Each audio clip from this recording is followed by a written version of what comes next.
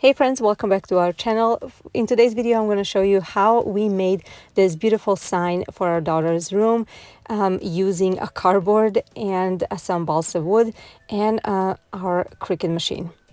I hope you will enjoy it and maybe get inspired to make your own. For this project, I used Cricut Maker 3 and smart materials that comes with it. I want to show you how I use them to create this beautiful sign and what you can do with this machine and with these smart materials. Okay, let's get started.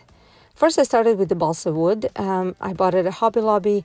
They're $3.99 each, and this is 36 inches a piece. So the reason why I decided to take balsa wood is because I wanted it to be very light, so I don't have to use any hard nails or maybe larger tools to hang it up.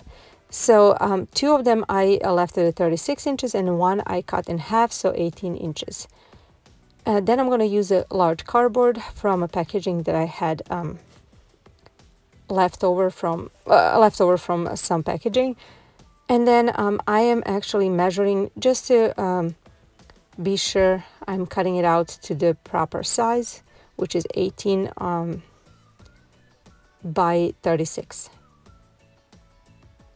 To cut the cardboard, I decided to use a rotary cutter.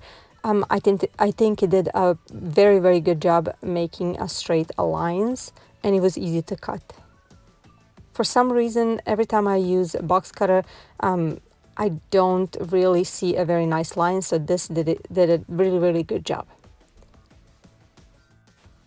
After I cut it all out, I just wanted to make sure everything fits perfectly, and it does.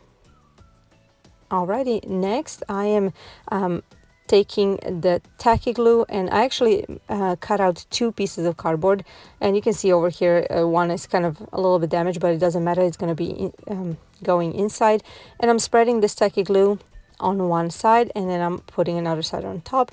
I put something heavy on the cardboard and left it to dry for some time. After it was completely dried, it is time to paint it. I decided to paint the cardboard with this Rust-Oleum chalk paint in a linen white color, and I did a little bit of one heavy coat. I wanted everything to be covered as much as possible. After everything was painted and completely dried, I decided to go over with one coat of Mod Podge, and I used Mod Podge because I knew I would use a vinyl and I didn't want the paint to peel off. Next, I'm using this wood tint from Folkart. It is in a color gray and a sponge brush to paint this balsa wood. Actually, to stain this balsa wood. I did two coats to make it a little bit darker, and look how beautiful it looks.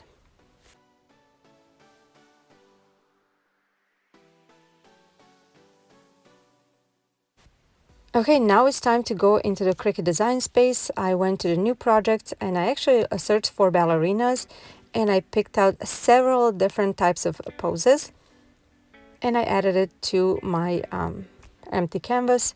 I wanted to put them next to each other in a row. Like I said, several different poses. Our daughter is going on a ballet lessons, and she really enjoys it, so I thought this type of sign would be really, really cute for her room.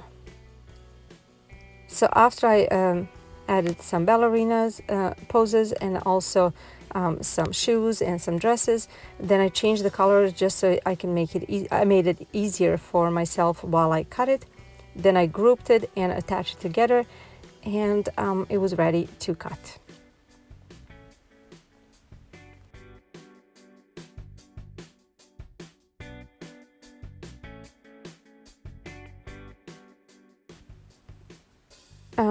If you have not used Cricut Design Space yet, it is very simple.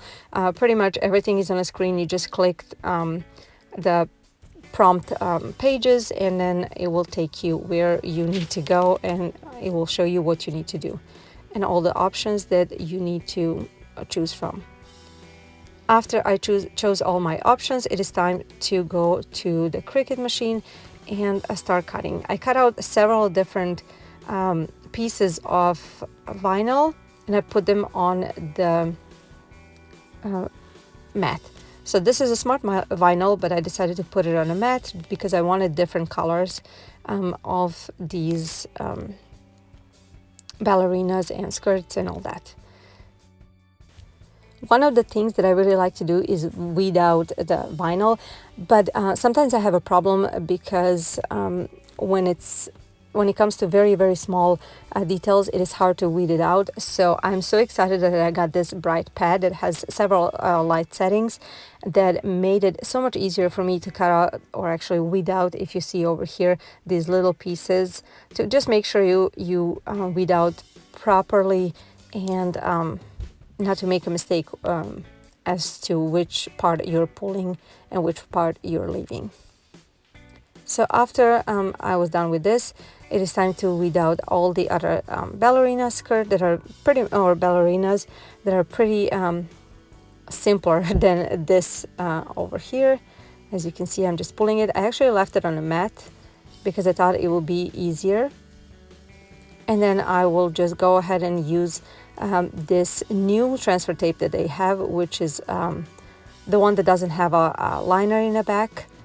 So you just really just put it on a vinyl and then cut it to the size that you need. After that, I am just peeling it off and it is ready to go on my project.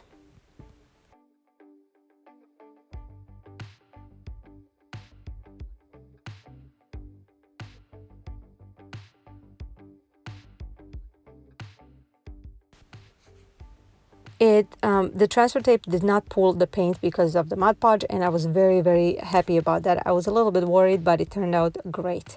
So that's something you can take away from here, some little tip to use a Mod Podge, even on a cardboard. If you're new to our channel, welcome. I am so excited you are here. We create a lot of budget-friendly DIYs, decor ideas, thrift flips, and some home improvement DIYs. If you like this video, please give it a thumbs up. That helps us, our video getting promoted on YouTube. And subscribe if you're new. We would really like to have you. Now the next step would be to go back in a Cricut design space. I left this part over here while I'm writing a text. I saw this quote somewhere and I thought it was so amazing. It says, give a girl the right shoes and she will conquer the world. And I think it's perfect for this sign.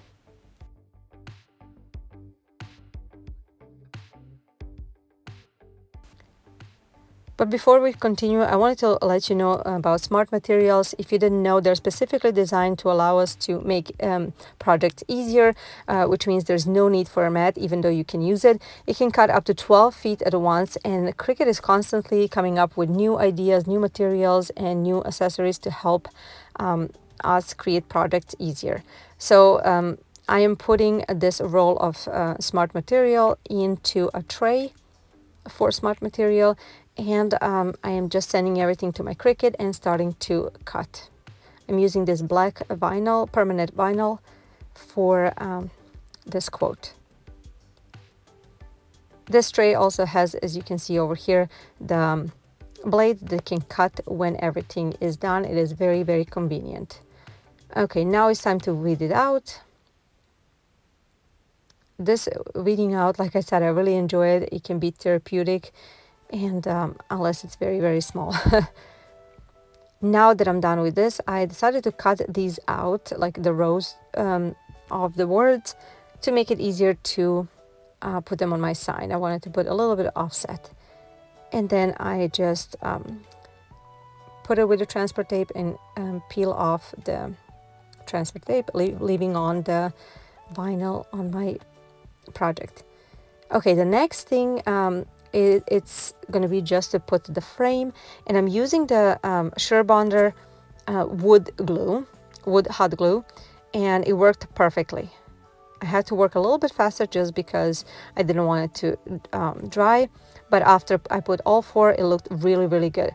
Now on the back, I added a little bit of hot glue. For now, it works great, but if you want a reinforcement, you can either add some popsicle sticks or more cardboard on the back to secure it. But this will definitely stay either way. It's very lightweight and you don't need to nail it on a wall. But if you want, you can put 3M tape, which probably is what I'm gonna do. Either way, I am obsessed with the way this turned out. I hope you like it too. Tell me in the comments down below what you think. Thank you so much for being here and watching and supporting, and we will see you in our next video. Bye guys.